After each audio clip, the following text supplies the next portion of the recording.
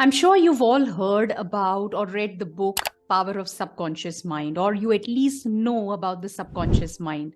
Yeah. Well, this video is about how that subconscious mind of yours controls your emotions and your happiness.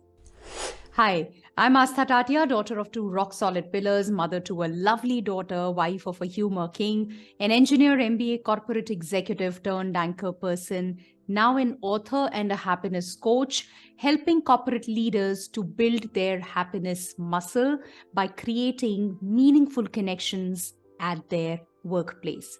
If what you hear today makes sense, go ahead and hit the like button. Also, if you've not done it already, subscribe to the channel. What do you want in life? Happiness, right? Isn't that what we all eventually want? Yeah. Now the question is, how do you experience happiness today in the present moment? Yeah. Happiness is a choice. Now that's my motto as well, and quite often used phrase, and yet people who use this happiness is a choice, happiness is a choice, a lot of times they go to bed unhappy because they didn't crack that deal, or they didn't get through that college, or they don't have the budget to go for that vacation, or cannot buy that car. Well, interestingly, happiness is not about the materialistic things or outside situations or people. Yeah, they only kind of spark your dopamine, but they are not the reason for happiness. And which is why quite often when you get the materialistic possessions, or you have things happen your way, it's very momentary, very quickly as it comes in, equally fast is the speed at which it fizzles out. So there's been a lot of scientific interest in the last decade or so around what's going on in our brains when we experience these emotions of happiness. Yeah. And developments in neuroimaging have made it very, very easy, rather it has assisted scientists to monitor in real time what's happening in our brains, the reactions. Yeah. Richard Davidson and Brianna Schuyler, in their article on Neuroscience of Happiness, have highlighted certain key constituents of well-being and happiness.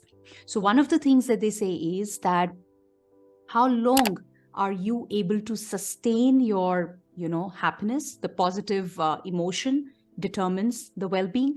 Number two, how quickly are you able to recover from the negative emotion or the negative instances, occurrings, right? And third, how frequently you engage in empathic and altruistic arts. That determines your well-being. So what they, within the findings, what they focused on were, number one, they looked at how long were people holding on to, or they were staying in that positive emotions. Number two, they saw that how quickly people recovered from the sad things, the so-called disempowering things that happened. And because that's where the resilience comes in. Yeah, and that has a direct bearing on your well-being, even in the face of adversity. Yeah. And then the other key component was the social relationships. Yeah, which is needless to say, the quality of social relationships has a bearing on your well-being, because that directly impacts the life expectancy. So these were some of the things that they came up with. So results of a study that Killingsworth and Gilbert did, where 2,000 people recorded on an app how often or how frequently their mind wandered and how happy or unhappy they felt in that moment. Now, this study showed that almost 47% of the times the mind wandered, and they felt significantly quite unhappy when the mind wandered, compared to when they were focused on an activity, and it could be possibly any activity. Mindfulness meditation training could actually result in a decrease in what gets activated inside the brain when the mind wanders. Now, all of these studies, researches, they point to a very important aspect, and that is that well-being, happiness they are best regarded as a skill which can be taught, a skill that can be acquired through training. It could be professional training, but as individual, I can teach my subconscious mind how to look for happiness, how to enhance my well-being, how to experience satisfaction irrespective of what is happening. If I want to experience that, I can, and that can happen through the training, through professional training, or by constantly, every day, consistently doing simple things which will take me or build that happiness muscle. So I'm going to share with you 3 things that you can use to train your subconscious so that you could be happy, to build that skill of being happy. Number 1, make up your mind. What does that mean? Remind yourself, remind your brain again and again that you're living in the present, not in ancient times.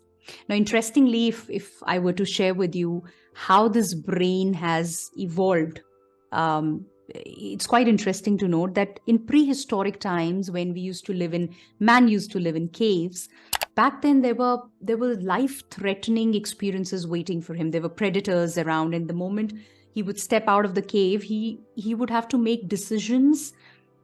They were life and death decisions, actually, whether there'll be a wild animal or a natural calamity waiting for him. So the brain, developed, that it was designed in a way to look for negatives, to look for those threats. Now, as times have evolved, we've come to this age where there are no real or life threats as we step out of our homes. However, the design hasn't changed much. So the brain still looks for the threats. It still looks for those negatives. If I may say, what's missing, what's not working. And they're almost like life-threatening. The intensity of the emotion around those is almost life-threatening. But that's what it is.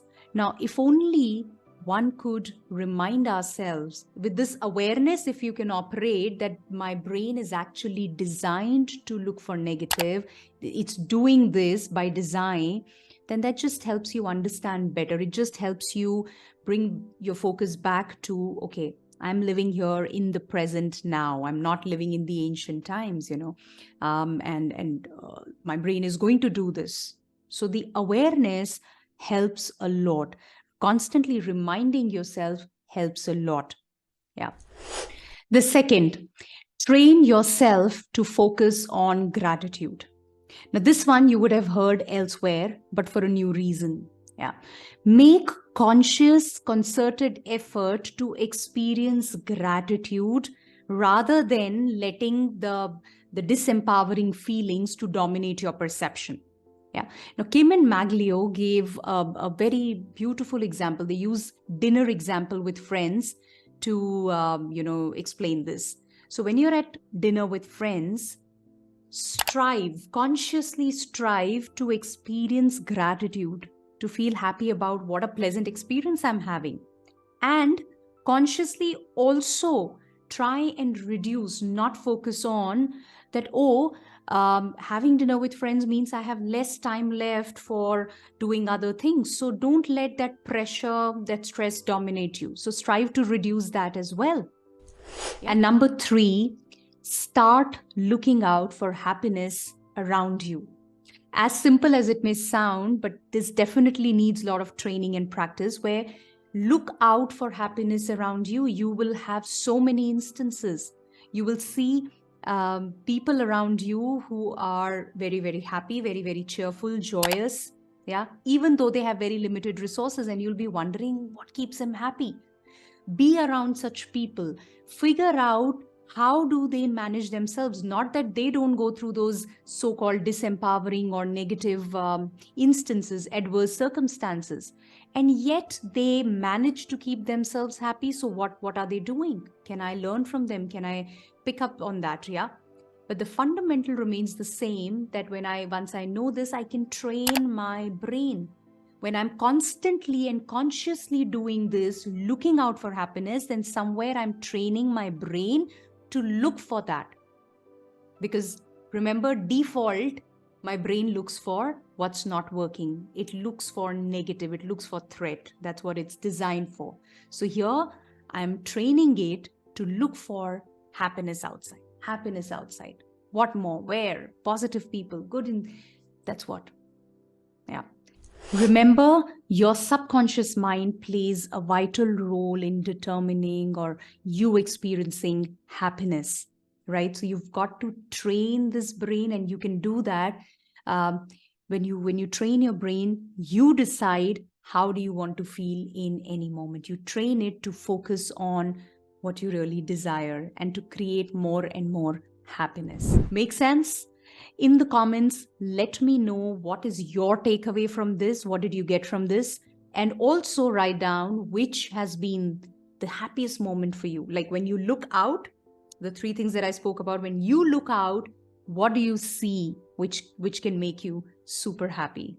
Yeah.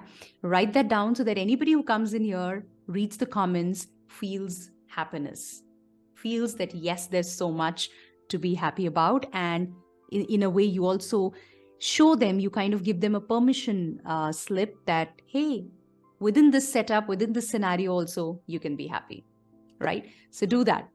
If you liked this, if this made sense to you, go ahead and hit the like button, subscribe to the channel. I'm going to see you in the next video. Take care. Bye-bye.